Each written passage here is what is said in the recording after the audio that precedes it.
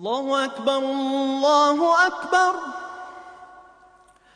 أعوذ بالله من الشيطان الرجيم. بسم الله الرحمن الرحيم.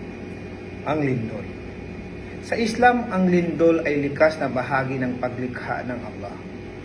Ito ay isang pagsubok na maaring magdala ng kabutihan o pagsisiyasat sa pananampalataya ng tao, babala o paalala. Maraming scholar ang nagsasabi na ang lindol ay maaring paalala na tayo ay dapat bumalik sa Allah, pagsisisi sa ating mga nagawang kasalanan, pagpapakita ng kapangyarihan ng Allah sa lupa.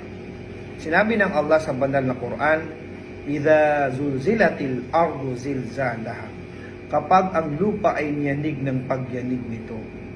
Ito ay tumutukoy sa huling lindol na mangyayari sa dulo ng panahon. Ano ang dapat gawin ng mga mananampalataya kapag may lindol? Una, manalangin at humingi ng kapatawaran. Mag-supplication or dua. Tulungan ang naapektuhan.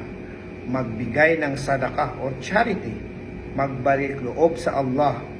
Ngunit hindi automatikong nangangahulugan na ang lindol ay parusa.